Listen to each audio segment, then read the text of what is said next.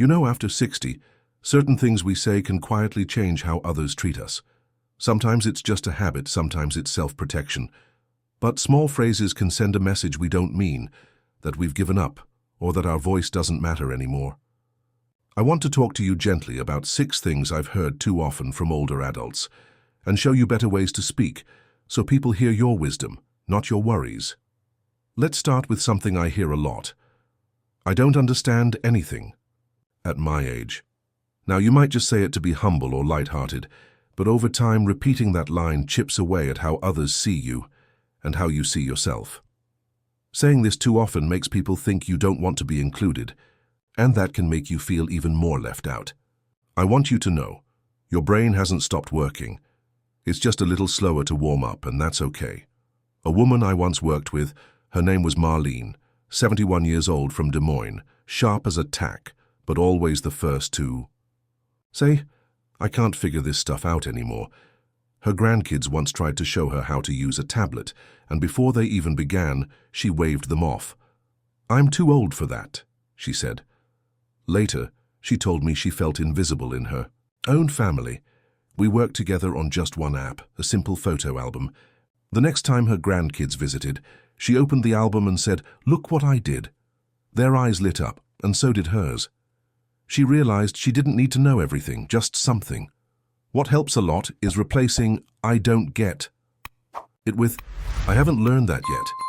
It's simple but powerful. It tells people you're open, not defeated. Try picking just one new thing each month, a phone setting, a TV remote trick, anything. And let someone guide you slowly, without pressure. You're not behind. You're just in a different chapter.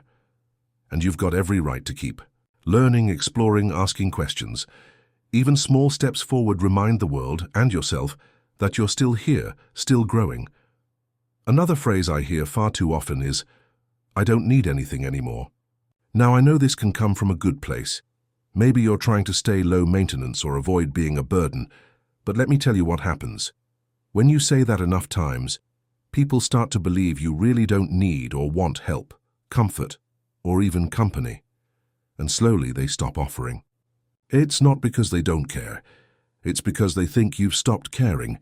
I remember a man named Harold, 76, from a small town in Ohio.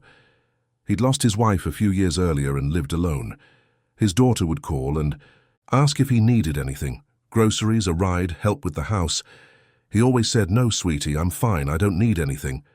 But truthfully, his fridge was almost empty, and his heater was broken. When I visited as part of a home health program, he finally admitted, "I just didn't want to be a bother." We talked about how saying "I'm fine" was his way of protecting her, but in the end, it made him feel more alone.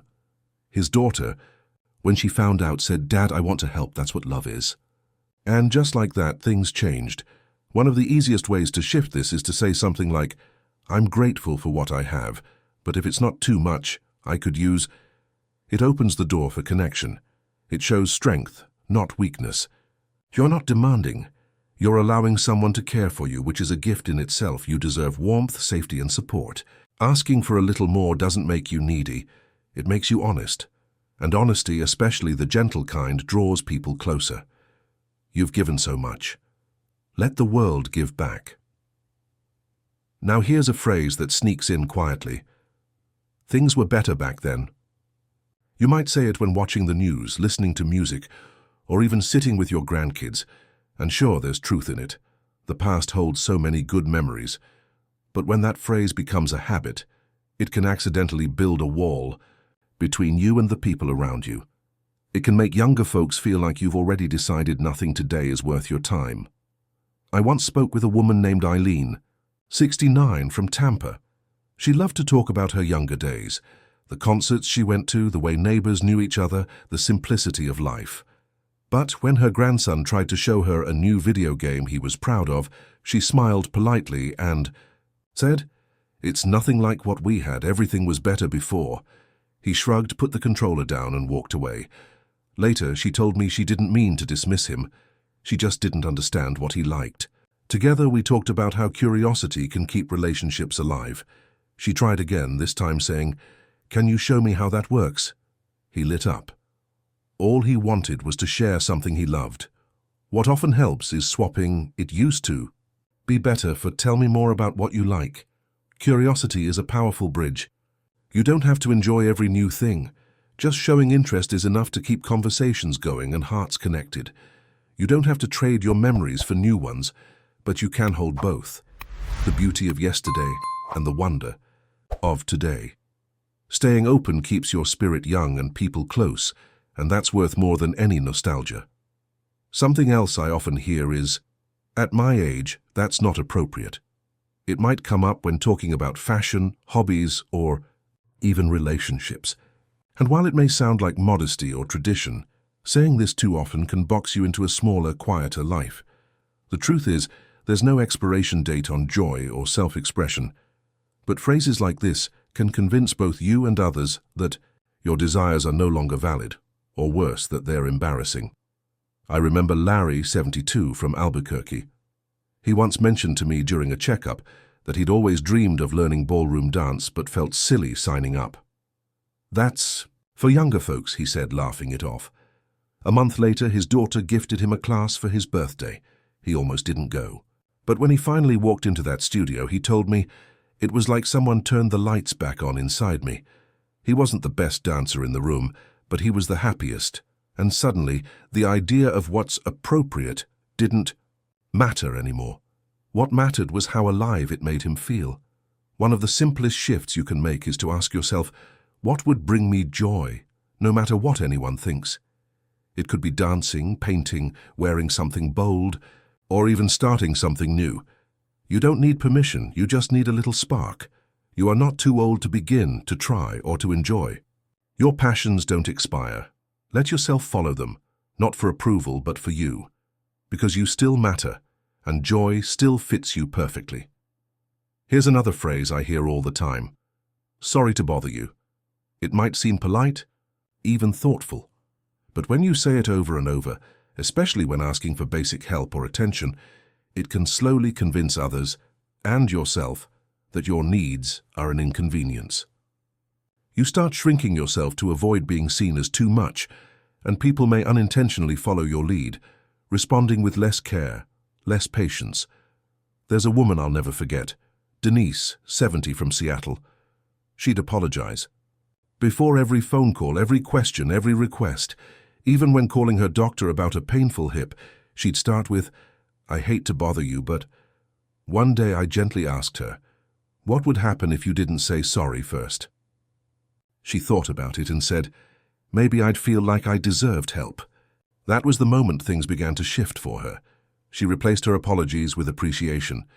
Instead of "sorry for asking," she began to say, "Thank you for taking the time." It changed the tone of every conversation. People responded with more warmth, more respect. One of the most powerful habits you can build is swapping sorry for thank you. Try saying "thank you for helping me," or "I appreciate your time." It's respectful but also self-respecting. It lets people know your voice matters. Without guilt, you don't have to apologize for needing care, connection, or clarity. You're not a burden. You're a human being with a full heart, a lifetime of experience, and a right to be heard, kindly, confidently, and without shrinking. And then there's this one. "I'm just old." I've heard it said with a laugh, a sigh, or even frustration. But no matter how it's said, the message underneath is the same, that aging somehow makes you less capable, less relevant, or less worthy.